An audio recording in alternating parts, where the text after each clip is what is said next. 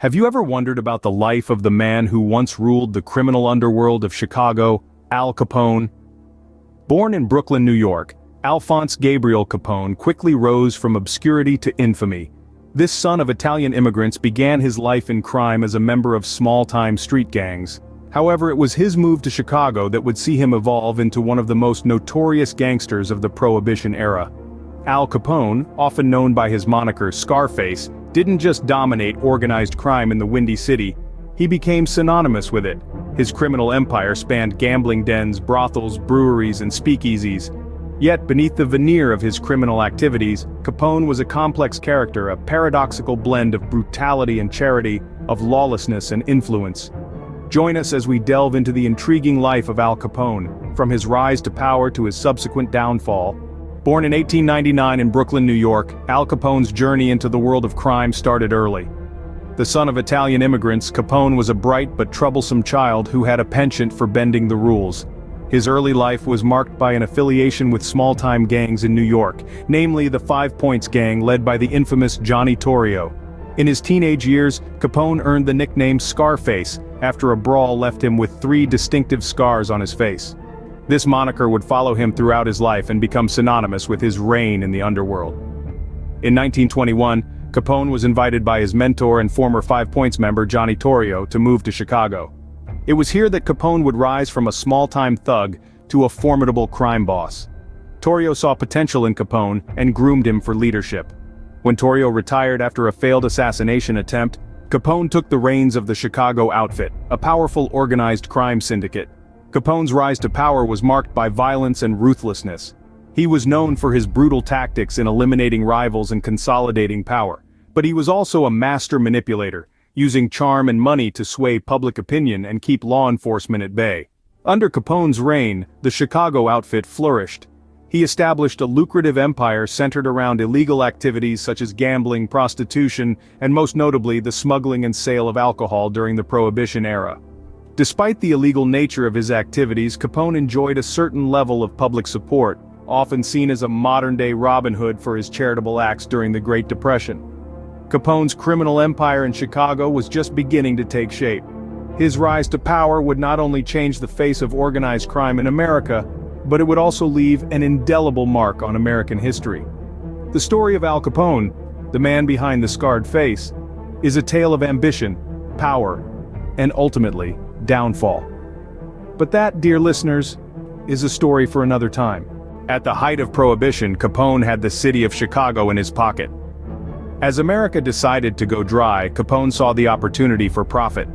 With a keen business sense and a ruthless approach, he stepped into the void left by the outlawing of alcohol, smuggling and supplying booze to thirsty patrons across the city. His empire wasn't just built on beer barrels and whiskey bottles, but also on the fear and respect he commanded. Capone's operations were vast and varied, but it was the illicit alcohol that truly made him the Kingpin of Chicago. He ensured the flow of booze was uninterrupted, from the breweries in Canada to the speakeasies in Chicago. His network was so extensive that it was said one could not take a sip of alcohol in the city without indirectly lining Capone's pockets.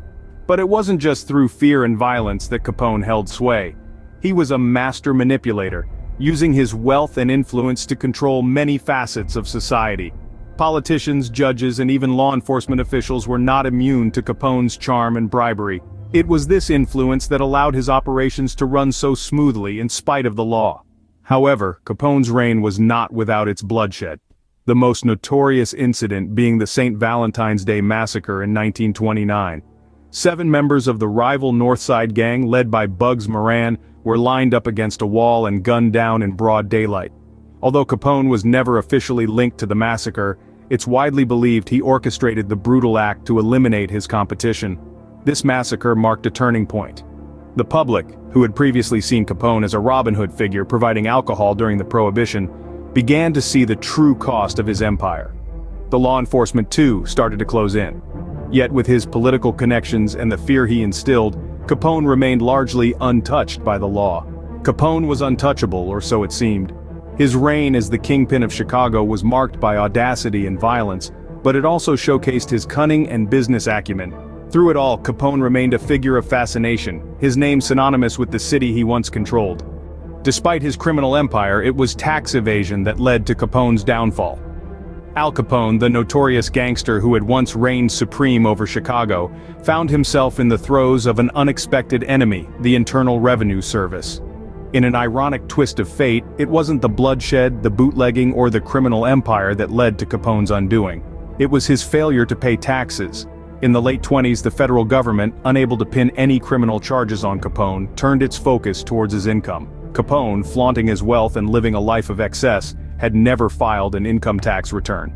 The government took note, and in 1931, Capone was indicted on charges of tax evasion. The trial was a spectacle. Capone, confident and defiant, believed he could charm his way out of the courtroom. But the evidence was overwhelming. On October 17, 1931, Capone was sentenced to 11 years in federal prison, fined $50,000, charged court costs, and ordered to pay back the taxes he owed, a total sum of over $200,000. Alcatraz, the infamous island prison, became his new home. Known for its strict regimen and isolation, Alcatraz was a far cry from the luxurious lifestyle Capone was accustomed to. His health began to deteriorate, and the once powerful figure was reduced to a shadow of his former self. In 1938, Capone, desperate and disillusioned, devised a plan to escape. The plot, however, was discovered, and Capone was moved to solitary confinement. The man who had once been the Kingpin of Chicago, who had wielded power and influence, was now just another number in the prison system. His time in Alcatraz marked the end of Capone's reign. The empire he had built crumbled. The man who had once been feared and respected was now seen as a cautionary tale of ambition gone astray. The man who once ruled Chicago was now confined to a cell. Capone's influence extended beyond his life and continues to shape popular culture. Al Capone, the notorious kingpin of Chicago's underworld, left a legacy that is both fascinating and complex. His image has been immortalized in every form of media, from books to films, TV series, and beyond. In the realm of cinema, Capone's larger-than-life persona has been captured by some of the industry's greatest talents. Robert De Niro's masterful portrayal in The Untouchables painted a picture of a man who was both ruthless and charismatic. In Capone, Tom Hardy delved into the twilight years of the gangster's life, exploring the mental and physical toll of his criminal past. Over on the small screen, Capone's story has been woven into the fabric of popular series like Boardwalk Empire. Here, his rise to power during the Prohibition era is presented with gritty realism.